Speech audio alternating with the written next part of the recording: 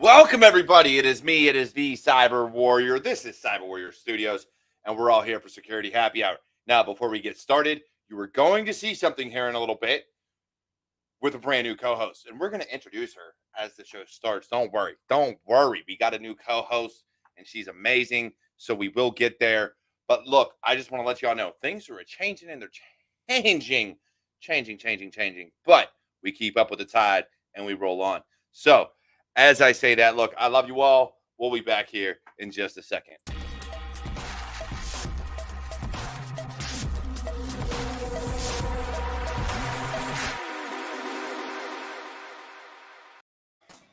Welcome back, everybody. And once again, it is me, the Cyber Warrior. Now, as you will notice, here to, whoops, wrong way. This way, over here, we have a brand new co-host. Yes, for the foreseeable future, Liana McCrea at GeecheeThreat on Twitter is my new co-host. Unfortunately, Eric has had a lot of scheduling conflicts, got a lot going on. And look, I love the man to death. Please check out Raices. But because he is unavailable for the foreseeable future, Liana will be joining us. Yes, I will add her info down below in the description. Look, there's a lot that I got to fix. All right, I haven't changed co-host before, so this is new to me. All right, we'll get there. We'll get there, but I still love you. Liana, how you doing today? Man, it's Friday, so that means we feeling all right. That's what I like to hear. Now, as you all know, I've been bringing new people onto cyber. That's been the whole goal that we're running with these past few weeks. Now, my buddy down below, fellow military veteran Kirk Carter, is not new to cyber, but he booked well in advance in the actual mission we have going for us today. Works for all the new people entering the field. Kirk, give a little bit of explanation about who you are and what we're going to talk about today. Well, I mean, I'm a former IT person, right? And luckily enough, I was in the right place, right time, and jumped into cyber in the military. And now I do some pen testing on the side. I do some teaching at some colleges. I'm working on some other video content, and I have a blog now. And that blog is called Hack into Hacking, right? And it's about jumping into cybersecurity, specifically on hacking, right? So when I reached out to Derek and the Cyber Warrior, and I had this idea. He's like, yes, I need you on because my new mission is that. So I'm still in the military now, and I'm just jumping into space, trying to do a lot of things on the commercial side and just trying to figure out where I fit in. So while I've been doing cybersecurity for a while, there's still some things that I'm learning about. And so I'm relatively new to the commercial industry side of things. That's awesome. Yeah, and having you here because it's all about the cyber training that we want to talk about today.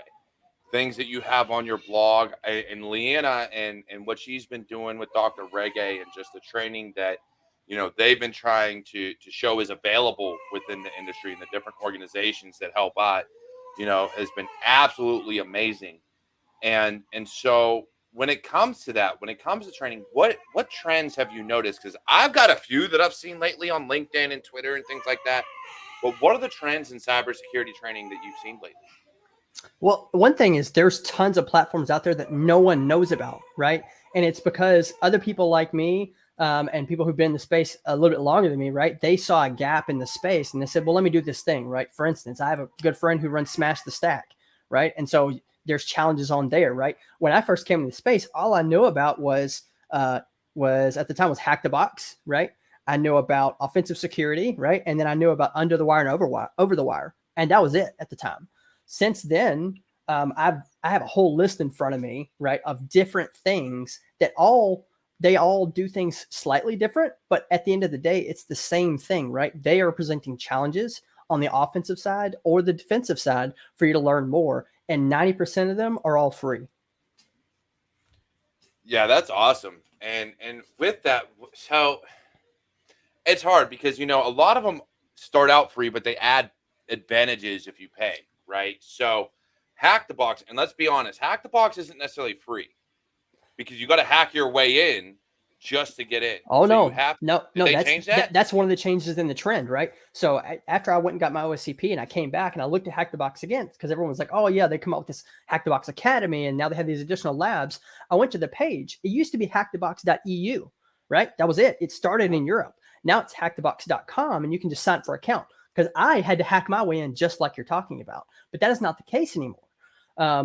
when all these new companies came in and started creating these free or these premium versions of their platforms, right?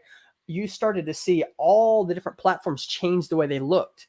Hack the Box started getting a facelift and creating training, not just presenting boxes for you, right? You've seen Offensive Security do a total overhaul of the way that they look and feel and their different courses that they offer. And now that they have a proving grounds as well, that's free for you to test, right? And so the trend is as more and more smaller companies have come up with offering very similar things or even better things, other companies have either bought them out or bought portions of them or done whole new facelifts and offered new features. So you see all these cybersecurity training organizations increase their staff, start looking at the user experience, creating a new visual experience. It's really amazing to see because now people are starting to see it and it's out there and it looks nice and people can actually enjoy the process. Where back when I started, I'm sure back when you started, Derek, like it was, if you were in cybersecurity, you were the nerd in the basement and it wasn't something that was talked about, right? I don't know about you, Liana. What was your experience, and is there anything that you've seen recently? Well, I mean, for me, if I'm going back, it's been about 10 years since I started in my journey. So I can definitely agree to the facelifts, both on the academic and the non-academic side. I've seen a couple of curriculum changes where new courses have been added. I know some people are putting in certification courses, but there's also theory, a lot of critical thinking skills, introduction to learning, actually getting people to understand how to do things like grow their neuroplasticity and actually, get their brains going. So it all depends on who's teaching it, if it's an institution or if it's an organization, like you said, where they're all coming together. Because once they start coming together and building that money up, that money is what gets them the facelift. But I wanted to actually ask you a question. Okay. Since the pandemic happened, did you see an influx in free training or any type of paid training specifically? Oh yeah, absolutely. I mean, there was tons of specifically like SANS when the pandemic first hit. The typical assistance that you get for classes didn't used to cover the actual certification attempt. And during the pandemic, they, for at least military, they actually offered the certification attempt with the courseware. So that was one thing that SANS did. Now there's tons of other, companies that have probably done something along those lines. But I know me, I was facilitating a group of people that were going through the Offensive Security Certified Professional pipeline. And during the pandemic, I was holding stand-up meetings every day talking about what they were seeing, right? So I'm sure there was a lot of companies who were doing stuff like that. But the crazy thing is that stuff still happens today. I just had a friend tell me, hey, there's AWS training that's free until the end of the year. You better jump on it, right? Towards the end of last year, Oracle did the same thing. They had like 2 months of free training, right? And so anyone who's paying attention in the space and keeping up with vendors, they're going to find these opportunities. So we really need to start paying attention to these vendors, the ones who've been around a long time, as well as the new ones that have come up. Even Splunk did, and it may still be going on. They're offering free training for veterans. Yeah. So Splunk itself, as a veteran, look, again, no excuse. If you want to get into the space, Splunk is a big name. You need to know who they are. And they're offering free Splunk training. Free for veterans. Fucking do it. Yeah, do it, right? But before we continue, I do want to say one thing. We did have, I got to go over here. Wait, there it is. Liana's birthday just this past week. Liana, happy birthday. You are 1 year older, 1 year wiser. Yes. Don't get 1 year dumber like me. I don't know, Derek. I mean, I just turned 10 on Wednesday, so I think I got a lot to learn. But happy birthday. Everybody wish Liana a happy birthday. I know she's got big things planned for this month. Yes, I do. She runs a full. I wish I could do that. My birthday is January. I'll get a whole day. Don't worry. You got to celebrate the whole month. That's how we do it around here. You got to celebrate the whole month. I mean, hey, my birthday is February 14th, right? So. I've had the rough end of the deal and I've had the best end of the deal, right? So it's always a toss up. I flip a coin on that day to figure out what I'm getting. Bunch of happy birthdays in the chat for you, Leah. Thank you guys so much. And so we do have one here from Kimberly. I found a lot of programs and courses that were available for free for those affected by the pandemic because I was searching for free programs. One of the things I will say is another organization that is helping bring free training, or at least the resources to free training, is Cybersecurity Central. Kimberly was on the show previously. Amazing person, and their organization and what they're doing and the information they're putting out is vital to security because it's a lot of free training. It's a lot of blog posts and information and news and things and people to keep up with, especially on LinkedIn. So, make sure you're following them and keeping up with what they talk about because it is huge. But yeah, that AWS training, Microsoft training, all these big companies, even if it's just a little bit, even if it's just, hey, we'll give you the foundations of this software or this cloud security or whatever, it's still better than nothing. And it gets your foot into that educational spectrum. So what is your take on people either taking advantage of or not taking advantage of? Where do you find the disconnect in not finding this training? It's one, lack of awareness, right? And then some people, they're just busy, right? Like I have a unique problem because I have too much training that is paid for and I don't have enough time, right? So some free training I might not be able to take advantage of, like that Oracle training. I just couldn't take advantage of it.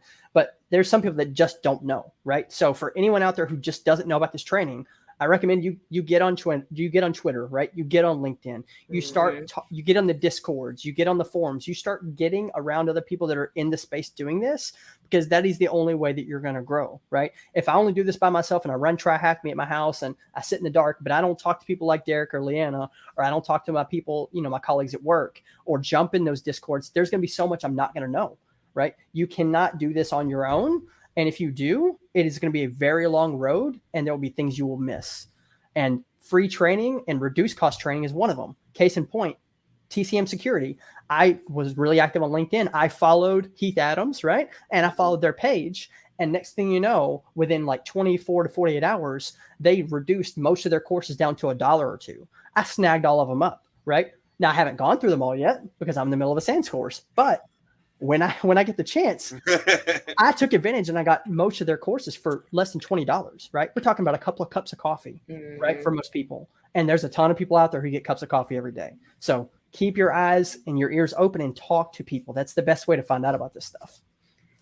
Kirk, did you get that GRC masterclass with Gerald Auger? Did you get the opportunity to buy it when it was $1? No, I didn't get that one. I must have missed that one. Oh, man, that was good. Oh, my God. Keep your eyes out for that one. That was a good one. I enjoyed it. Yeah. I haven't done that one yet, but I'm not in GRC. I work with GRC quite heavily, but I am You not should in take it. GRC. But you should take it. Yes. So you should take it, right? And the reason why I say this, I've just been doing some recent pen tests, right? Because that's what I do kind of on the side, right? And you would be surprised that 90% of my findings that go in the report are not things that I've exploited, but findings in cryptographic problems, or there's this one misconfiguration or something like that, right? It's most of the things that you'll find in the space, right? Even if you can't immediately exploit it, you still provide value to the client by including it in your report, right? So having a good GRC understanding of some of the things that they have to do and some of the things that they have to, the compliance frameworks they have to abide by, gives you the ability to still provide them value.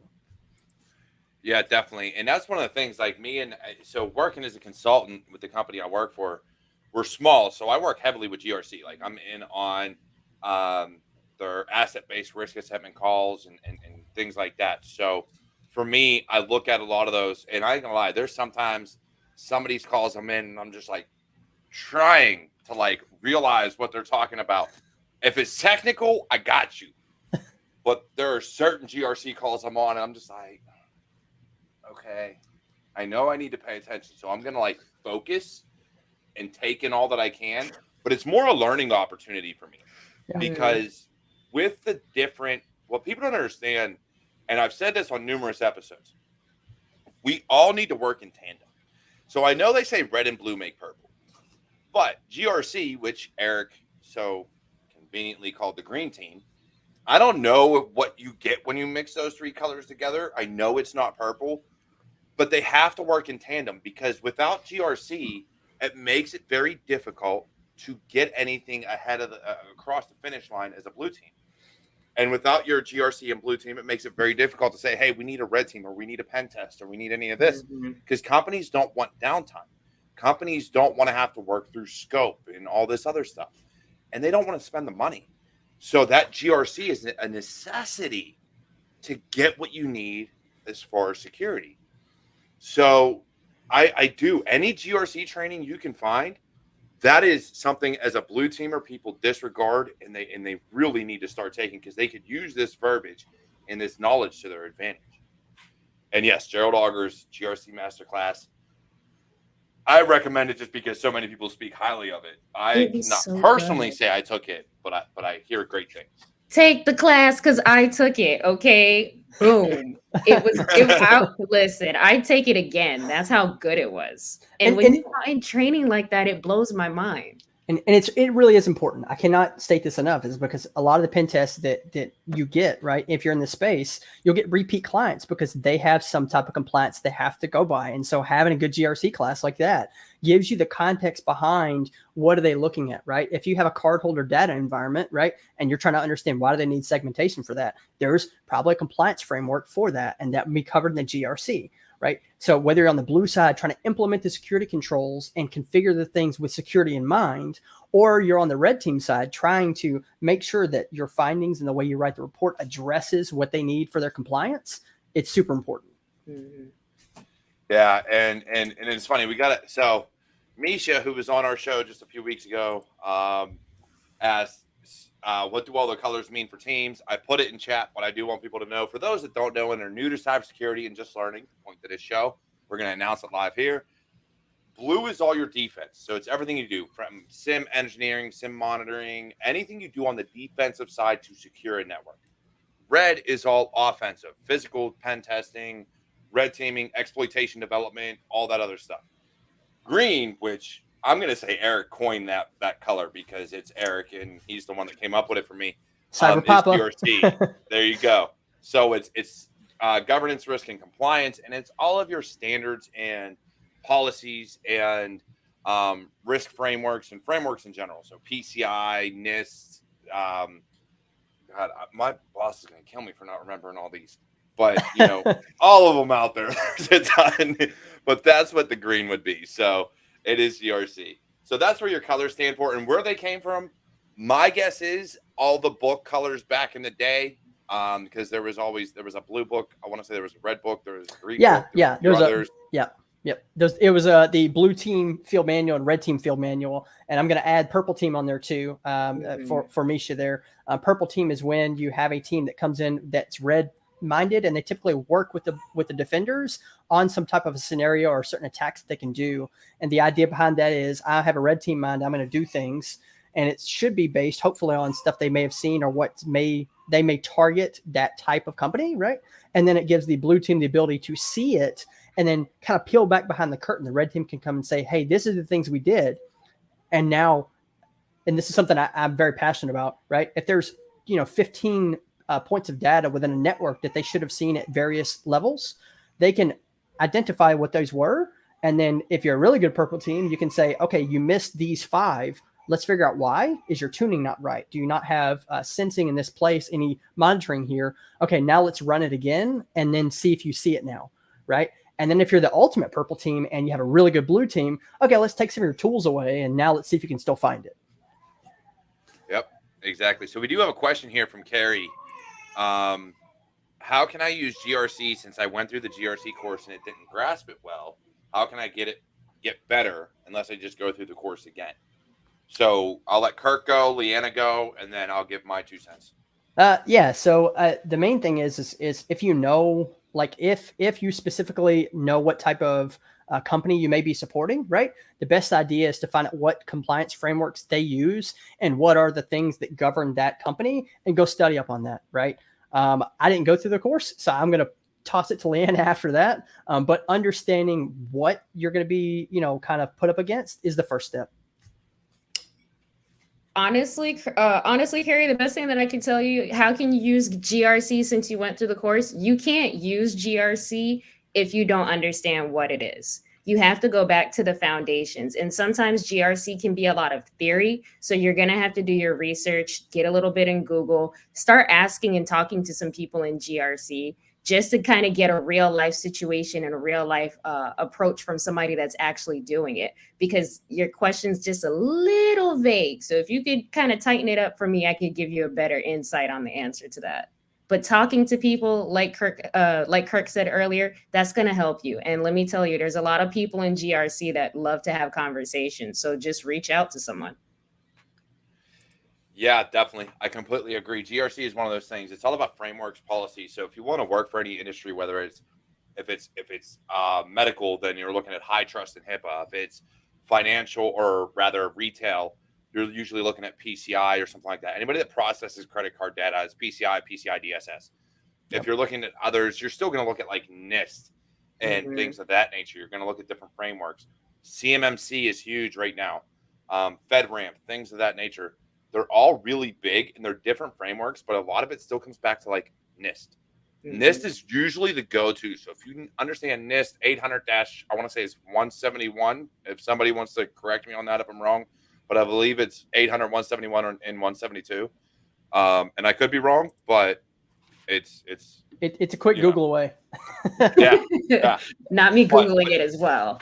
But NIST is the framework for a lot of your GRC questions because everything kind of it's or 53. 853. Yeah. Thanks, Griffin. There we go. My homie. 853. So yeah, there's a lot of questions, but look up NIST and a lot of the stuff comes from there. Even CMMC maps to NIST. That's why 2.0 is legitimately a direct correlation to a lot of the stuff in NIST. So if you follow NIST, you're compliant with CMMC. Just saying. Yeah. But yeah, so I mean that's huge for GRC. If you know your frameworks, PCI DSS is huge. Now, as far as training goes, though, everybody talks about SANS. I being one of them because I have 5 of their certifications. Yes. But I have a huge issue where people look at things like the GSEC, which here's the biggest problem. The GSEC, which is essentially the Sec Plus on crack. Yep. Is still $5,000-$6,000, maybe even more, just to take the course and then the exam. Now, in the military, they paid for it for us. Yep. But other organizations aren't willing to do that. So how are you going to offer a basic security certification, which is what it is, because it doesn't even equate to the SSP, and charge $10,000 for security foundations? Yeah. And then companies look for that, especially the DoD. They're like, oh, you need SANS GSEC. Why? I got a Security Plus and I've got, CASP or CISSP or whatever. Or something. Yeah. Yeah. Yeah. I fully agree. Right. And I think it's a tough one. Right. Because I think really what we need to boil it down to, and if you've noticed some of these training platforms, some of them you'd have to pay for to get this functionality. But as I was looking through some of the ones today, they offer certifications, right? Certificates of completion, or they may actually have their own certification exam, right? And so even if you have to pay that $20 to actually get that certificate, right? I think the industry as a whole needs to start looking, and I've done this before, is start looking at certain certifications and looking at what the learning objectives are, and then finding the cheaper alternative that has the same learning objectives, right? Because most of the stuff, it's the same, right? Where SANS quality of their content comes in is they revise it like every quarter, and they have people who are in the industry come back and teach it, right? They have a policy that you have to have certain percentage of your time actually out in the field for you to even come teach, right? So that's where SANS comes in, but there are cheaper alternatives. And I can't say TCM security enough, right? For me being a penetration tester, because that's how he started, right? He started penetration testing, and he actually has a whole YouTube series on his whole journey of quitting the company he was working for, starting TCM security, doing consulting and training on an individual basis, to now where he is. He has a whole team building out additional content to supplement the Cyber Mentors YouTube channel to a paid version. And because he's a former he's still a penetration tester, but because where he started, that's where all the discounts and the free things come from, because he knows how hard it is to get good quality training for a reasonable price. Yeah, definitely. I completely agree with that concept. Look, say what you want about Heath Adams and TCM Academy, what they're doing, I appreciate, and I think makes a lot of sense, because they are doing things that a lot of companies aren't doing. And that's, hey, pay us $1 and we'll give you like a full course. What? Like, and what I'm hoping for, and here's where the problem is, and what I love about Heath is he's trying to compete with offensive security. Yes. Yeah. So where the OSCP in the offensive side was like the holy grail. I know, because I paid the money to get that one. It took me 2 tries to finally get it. It is still something that they've upped their price. They've changed their way of doing things, and they've done all this different stuff. And now there's a monthly fee, and there's, all this stuff that they've changed their marketing, the way they do their training. But even going through, there is no pen test out there that you have to pen test and write a report in 24 hours or 48 hours for the test and the report. Doesn't exist. It's true. I mean, I get it. I understand the pressure of being under that, but it doesn't exist. So give more time. And then the cost. Who can afford that unless you're already working as a pen tester and a company's going to pay for it? Yes, I know people will save. There's ways to afford everything, but still, the point stands. It's over $1,000. We're not talking like a couple hundred, like, your CompTIAs or something. We're talking essentially an entry level, the way I understand it after talking to people, because, more basic people are coming into pen testing. An entry level pen testing cert is over $1,000. And there are companies requiring this shit. And the thing is, I just saw, I don't know if it's a YouTube or LinkedIn post, but he said OSCP is not basic. And I agree with that, right? Especially now with the advancements that they made in their course material. Because when I went through, they didn't have Active Directory. That was not a part of the course content. When I facilitated that group of people going through OSCP, I actually got upset because they didn't pay for me to actually get the course material again. And when I started talking to them, they're like, "Oh, there's Active Directory stuff in here." I was like, "Oh, wow, that'd have been nice to have when I went through it." Right now, they've fixed that. Right, they have remedied that. But to your point, I think the Learn One subscription for a year, it's like 6 months of lab, and you get like 2 exam attempts. Is like $2,000, right? Yeah. And that's a lot. Right. It really is a lot. Again, I'm all for running a business and making money. But at what point does it just become extortion? Does it just become, you know what? We'll only give this to the high class people or the businesses that can afford this. What happened to the people that are looking to make it into the industry that don't even have a job yet, let alone be able to afford something like that? They have all the foundations, they've done all the research. But when you've got jobs requiring an OSCP, literal pen testing, junior pen testing roles requiring an OSCP, and you're going to charge $2,000. Yep. That's highway robbery. Yeah, it's tough, right? And so I would encourage anyone out there if you're listening and you run a business, right? Do what I said. Look at the learning objectives for the OSCP or for other things and see where they map to a lower cost certification, and take that opportunity to take that person in and develop them. That's where you're going to get your best people, because if you take care of your people, they will stick around. And if they don't stick around, right? It's like a famous saying. If I pour all my money into these people and they leave, right? Then I've lost all that money. And then the flip side of that, well, what if I don't pour money into them and they stay, right? They're not going to grow. So I encourage companies to look at those different certifications, find the same learning objectives, and take the lower level certification, right? Maybe it's a negotiating thing at the table of, hey, maybe I pay you a little less money because you don't have the thing I'm looking for, but you at least have something that has the same learning objectives, right? And then on the flip side, for anyone who's trying to break into cybersecurity or in pen testing specifically, do your research on your companies and find out what you can afford, right? So Griffin says Pen Test Plus was fun, right? There's a lot of other ones out there too, but look out there and find what you can afford and look for companies who require that, right? Or when you submit your resume, maybe you don't have it, follow up and say, hey, I don't have that, but I do have this. This is pretty close. Can we at least have a conversation about compensation or something like that, right? Yeah, James says it here. $7,000 for each SAN cert. If the military wasn't paying for some of these certs, I'm not sure how I would have done it. James, if the military didn't pay for my certs going through 25 Delta, I would not have a single SAN certification. It would not have happened. So I'm right there with you, brother. Yeah.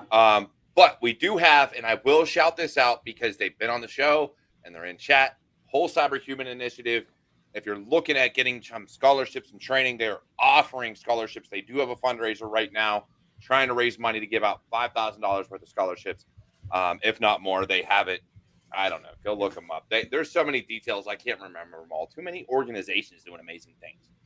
But Whole Cyber Human Initiative is doing some big things, and they do have a scholarship, and they're doing a virtual 5K to help raise money and awareness. So apparently Paul wants me to wear paisley once he reaches a certain amount. I don't know. I like my gear. Make it in paisley. What color is paisley? I'm at a loss. I don't know, man. It's like a pattern. Oh, it's a pattern. Okay, gotcha. So, but I think there's a lot of good training out there, a lot that's free. And I think that's something that this is why the topic comes up, learn and fail in public. Yes. And that because there are hiring managers and security directors and things like that, that if you are making it known on Twitter, LinkedIn, wherever, Discord, whatever you're on, especially with these hiring managers, that, hey, I'm going through this program right now. I got this blog post or this YouTube video, or this is what I'm studying. On LinkedIn, it's a hell of a lot easier to just not have your own blog and just deal with LinkedIn. True. And then you have access to a bunch of senior execs that want to hire people. But you start posting about your journey and what you're learning, and it makes it easier, because then when people find you, we can look you up and be like, oh yeah, they did this, and this. They learned this. They didn't understand this, but then figured it out. Like, hey, they failed here, but got better here. And you see the whole journey, and it gives people an idea that, A, you're passionate and you want to learn this field. You want to know what you know, and you want to know what you don't know. Mm-hmm. And then you're also someone that I can count on, that if I'm like, hey, I can't, we got this gig or we got this client, they're learning, they have this software or this architecture. Have you worked with it before? No. Guess what? I know you can learn it. I have faith that you have the drive, the passion, the ability to learn this information. If you cannot afford training, I understand there's a lot of free training out there. Security Onion, Elastic, Splunk, Elastic. Elk. There's so many free trainings out there, even on the offensive side. Like we said, try Hack Me and Hack the Box now offer free services. Yeah, I'm just going to rattle off real quick, right? Try Hack Me, Hack This Site, Range Force, Cybersecurity Labs, Malware Traffic Analysis for the people who want to do that, Over the Wire, Under the Wire, Run Code Ninja, AttackDefense.com, Pen Tester Lab, Smash the Stack, TCM Security, right? Cheap, right? If you pay attention, right? And then even the bigger platforms, right? Like Udemy, Pluralsight, LinkedIn Learning, right? They have, like, if you pay attention, once again, you can get either reduced or free courses all the time, right? And those are very good quality courses. They go through a rigorous review process. So there's tons. And CyberWarrior too, right? And then you can even go to like some of the, like you mentioned, like Elastic and Security Onion, Portswigger, who does Burp Suite. They have their own academy as well, right? So there's a lot. If you go directly to some of these vendors, they offer free training, right? They offer free training because they want you to pay for their pro version of their tool, right? They want you to get familiar, because if you pay for the pro version of the tool, it will actually help you in your blue team or red team engagements, right? So there's tons out there. So Griffin Infosec put up here, let me throw it up on the screen, A Cloud Guru. They're very good. I've used their training personally. My company, the company I work for, paid for it. I think we still have some licenses. They're sporadic. We switch them around as we need them. I don't know. Are they free or not? They've been bought out, merged, and done a few different things. So I don't know if A Cloud Guru is free or what the cost is for them. But I will say they are a fantastic training resource, because they actually give you the ability to AWS, Azure, and I want to say maybe GCP, but actual cloud security labs. Like, you can stand up, run Terraform, and do everything within their lab environment. Yeah, I feel like a Cloud Guru. I feel like a Cloud Guru may have got bought out by Pluralsight, or at least they have a partnership with them, because I know that's one of the new, I guess, domains that Pluralsight is looking to build courses on. Yep, Arizona Cyber Range. Let's see. It's hard to say we're not using entry-level material certs when everything we know is based off that info. So you're right, Nicole. And at the same time, we use a lot of the entry-level certification material, even if you never got certified in it. Because in order to succeed in this industry, you have to understand the foundations. And that goes all the way back to networking and operating systems. Yep. And this is one of the big issues I have with the industry, is that so many people want to jump from, I like computers, to I want to break into computers, without understanding how a computer works and how a network talks. I'm not saying you have to work as help desk or sysadmin or anything like that. I think it's a great avenue to go. I went that avenue myself. But understanding how these things operate, how to fix them, how to break them, how to troubleshoot them, those foundations, if you go out and get a Microsoft Windows, probably 11 now, certification, that will take you somewhere, because the knowledge you gain behind that. But it all depends on how you do. If you do a learn and then dump after you pass the cert, then you're not doing yourself any good. But if you learn to retain and keep using the information, that's where it comes into play. And those foundational skills are absolutely invaluable. I remember my Air Force training. One of the first things I learned from a technical aspect was check the physical layer. Mm-hmm. And that was because our instructor went up and had like a half-inch Cat5 cable to a router, and it wasn't communicating, and it wasn't my team. I made sure that was the first thing I did, was go back and plug everything in, make sure everything was in there tight. We had a team that literally took almost the entire time before the instructor was like, you give up? Yeah. And he plugged the cable in, and everything started working. So I always check physical first. After that lesson, always, my physical layer is always the first thing I check. and it should be. Yeah. These are things that we forget if we don't use them. Whether you're a programmer, a developer in cybersecurity, I can tell you right now, I was on a call. One of the first things you learn as a programmer, and anybody that does scripting or anything like that, is if you're expecting a result and there should be an output to a file, or there's something you're looking for, some form of data, print the screen so you can actually see what's going on and what's coming out. Yeah, my dumbass didn't do that. I got on a call with one of our DevOps people, one of our DevSecOps people, and I was like, hey, dude, I'm struggling to figure this out. And he was like, all right, let's print here. Print what this says. And I was like, okay. So I printed it, and I was like, son of a motherfucker. I saw the exact problem I was having. I was like, I can fix this right now. I could have fixed this 10 months ago. What the hell? So it is those basic things. It is the foundations of troubleshooting, of figuring these things out, that even as a blue teamer, a red teamer, and GRC, these foundational concepts of Security Plus, A Plus, Net Plus, CCNA, take you so far that you will never realize. And when you're in the field long enough, go get your CISP. Yep. Guess what? It's a management cert. Don't get me wrong. It's all about the business and how to do business enablement. But it is still such vital information so that you can talk to the executives from a foundational level to a business level. Even if you don't take the test, study the material.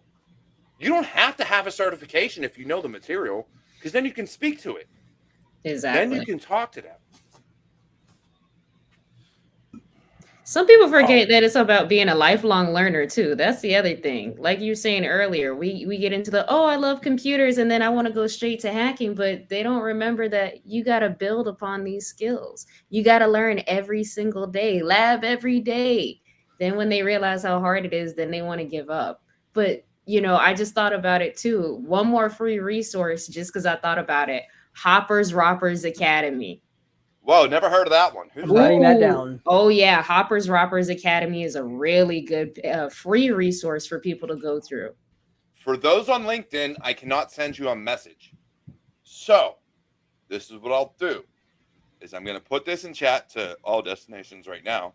So actually, Liana, if you want to do that, since you know who they are, throw that in chat. I got you.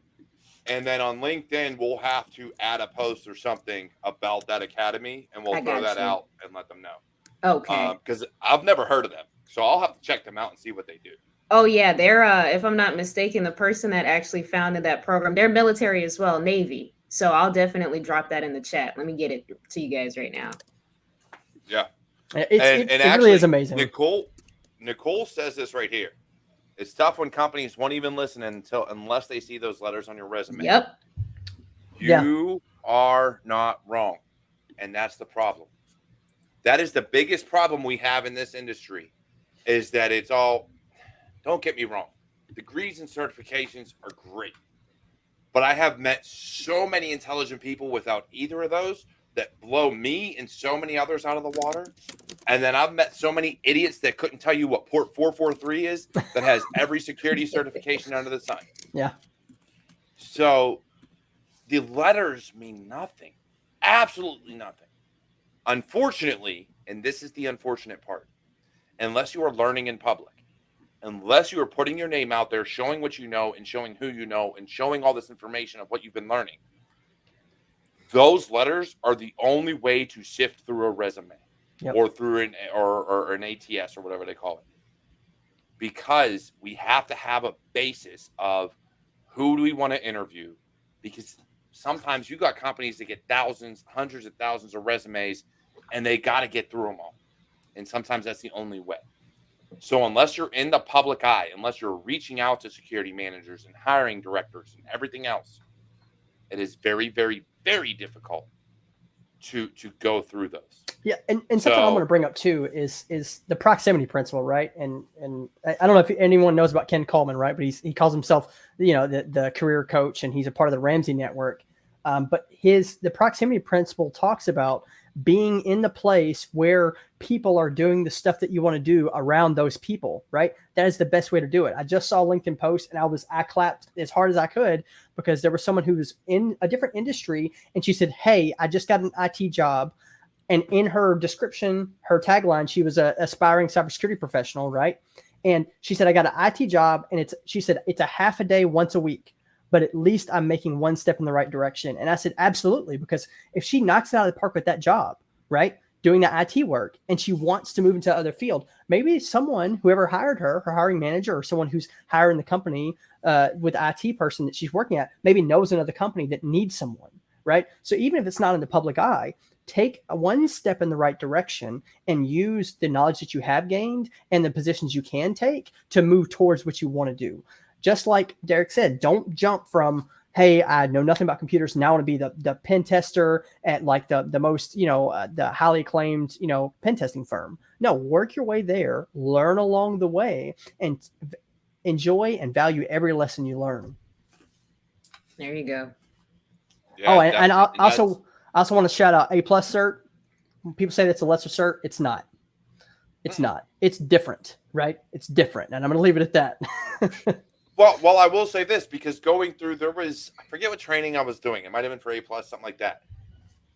When I was going through Pittsburgh Technical Institute before they became a college, my instructor got a blue screen on his computer, and it was, I forget what the error code was, but it ended in 8 Echo. And at Microsoft land, with that error code, if it ended in 8 Echo, 95% of the time it was your RAM. Your RAM was going bad. There was some section of memory that was bad. So I told him, I was like, "Hey, John, it's probably your RAM." He was like, "What do you mean?" I was like, "Trust me, it was beat into my head. 8 Echo, 95% of the time is your RAM." He replaced his RAM chips. Computer works solid. I was like, "Told you, there are certain things in this I can remember." Yeah. But it was my Microsoft Network Professional course. That's where I got my Vista cert and learned server administration and enterprise administration, and then got my CCNA. Like, that's how I did it all. But without someone beating into my head for some peculiar reason, I forget what course it was, that 8 Echo was RAM, I would have been just as done as him and been like, it goes so quick, I don't know. Like, I don't know. So it's one of those things. There's just certain aspects of life, man. These foundations get beat into your head, and the A+, especially at home, dude, don't pay Geek Squad. Fix your own shit. Yes. Fix your own shit. Let me tell you. I will never forget. I fixed my laptop for $8. They told me, "Oh, take it to Geek Squad. Oh, it's gonna be $345. It'll be ready next 2 days." Spent $8 and fixed it myself. That is the power of having knowledge and being a lifelong learner, y'all. On it saves the life of yourself. You're gonna save your pocket more than anything, honestly. And Rebecca Ford says here, I think if we get the older generation of leadership out, there will be more of us like-minded people that will really start getting the newbies in the door. Look, I can't tell you how true that is. It is so true. Now, don't get me wrong. I don't like to make absolutes. There are people of other generations all across the board that are completely different. We can't say anything in absolutes. But, yes, as a majority, the older generation, the boomers, basically, and Gen X, I would say, who relied so heavily on go to school, get a degree. A degree is necessary. Degree is necessary. Degree is necessary. Degree is necessary. Hey, that's the only way you can get a job now is to have a bachelor's or a master's. Homie, that shit's going to cost me $100,000. No. Like, people wonder why colleges are dwindling and they're charging. It's because they're charging more and people don't want to take out the loans. Families can't. Look, I got 5 kids. If my kids want to go to college, I'm like, I hope, homie, you got a scholarship because I'm going to try. But you're probably going to be in debt for the rest of your life. That's the way it's looking right now. Like, you want that? Look, I'm going to do everything I can, but there's a good chance you're in debt for a while. You can't afford it. And to sit here and I know there are still jobs out there. If you want to be a lawyer or a doctor or something like that, they're like, oh, you got to go to Harvard or you got to go to Princeton or you got to go to some of these schools where you pay for the fucking name. We're learning the same thing at every school. You're paying for the name. You're going to tell me Harvard's going to teach you different laws than some other school? Homie, the laws are the laws. The laws don't change based on what school you go to. Cybersecurity does not change. It advances, it adapts, but the foundations stay the same. Yeah, I will caveat to one thing, though. There are certain colleges that have better programs than others. And I'm looking at going to my master's now, and that's what I'm struggling with is that I had a pretty decent bachelor's program, right, through UMGC. Yeah.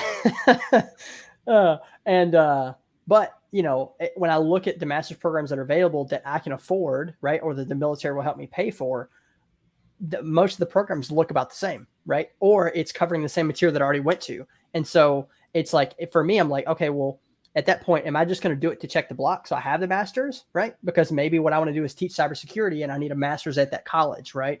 You know, I'm already teaching some colleges, but some colleges that I may want to go to require that master's, right? And so it's really about deciding what you need to do to get the job you want. And back to the free training thing, a lot of these platforms now they've gamified it to the point where you can be top 10% or top 5% or top 1% on the platform. And you will get headhunted potentially by people wanting something if they know your handle and if you're public with it. So that is just yet another avenue other than learning in public. That's another way too. Let's be honest. Everybody's top 1% and try hack me. I mean, I swear, I see that shit so much. Top 1% and try hack me. Are you really? Are you really? I mean, I don't know. I'm only top 9% because I just discovered a few weeks ago. Like I knew about it, but I it was sitting on the shelf. Like one day I'll get on it, right? And then one of my latest blog posts was how I got top 9% in so many rooms that I did because I wanted to explain and show to people that anybody can do it, right? Yeah. And it just takes a little time and effort, right? Mm-hmm. And if you don't have a computer, go to a freaking library, right? Try HackMe. They provide everything for you. They provide you your attack box in the browser, right? You don't need anything, right? If you do have something, you can go to like VulnHub or something like that and download the actual virtual machines locally and then look at walkthroughs, look at YouTube videos of things that have previously done. There's so many different ways of learning and getting that free training. It's just the issue that we face in the industry right now is translating what you've learned into a way that, like Derek said, it shows up on a resume. And the only way to do that is, like you said, being in the public, learning in public. Mm-hmm. Yep. Your blogs, your YouTube channels, and it doesn't have to be like, I'm going to do YouTube to make money. It's, I'm going to do YouTube so that when I have a resume put together, I can say, hey, go to my YouTube channel. You can see everything I've done. Like everything. And go to my blog post. You can see every write-up I've done on everything from Security Onion to I broke into 50 million different machines. Like on Hack the Box, for those with a CISSP or any ISC squared certification, Hack the Box is your best friend for $10 a month. Yep. Because guess what? No matter what the fuck you do on there, it counts as CE credits for ISC squared. That is how I maintained my CISP for so long. Because I went on Hack the Box and just did stuff. And I was like, screw it. I want the credits. Let me just go through and do it. And just knock this out right now. That's how. But you bring up a good point, right? You just said for $10 a month, right? For $8 a month, it's for Try Hack Me. For some of the other ones I was looking at today, it varies from like $10 to $30. Like getting the premium access on these platforms is not super expensive, and if it comes along with the ability to get some type of certificate saying you completed that, and you can show that, and you can put that on your CV as they call it, or your resume, or your LinkedIn, or your whatever, right? That gives you one leg up over someone else who may not have any of that. Right? Who's just speaking, maybe they can speak the talk, right? Maybe they know it, but they have nothing to show for it, right? Yeah, and John Good says it right here. Focus on the things that you can control, including getting better every day and find ways that you can be unique to stand out from the pile of applicants. There's no easy button, but there are certainly ways that you can be more competitive, including getting experience where you can. And this is where I do want to shout out someone, and it was brought up earlier in the chat, and that's KevTech. KevTech IT Support puts out so many videos, not just on IT support, but I'm talking standing up your own lab, your own Active Directory and Windows environment. And yes, he's going to be getting more into Linux. I convinced him to get Linux Basics for Hackers. Nice. So it will happen. Linux is amazing. You need to play with it. But, between that video and standing up your lab and like, okay, I have an AD environment. I have these machines. Now let me stand up another virtual machine. Let me stand up Security Onion or Elk or something else free and running a detection lab. And then you're like, you know what? Let me use another machine. I'm going to stand up Kali or ParrotSec or BlackArch or whatever. And now you start breaking into things and you see the logs and you see the traffic and you're like, oh, I can hack this password. I know how to do this. I know how to do that. And you write about it. You record it. You do something. And now, screw the certifications. You are proving that you can break into and detect anything. Yep, absolutely. You've done it. And if you don't have the money or the whatever to do it at home, right? AWS free tier, right? Like AWS has a free tier, right? Now you need to be careful about how much resources you use, right?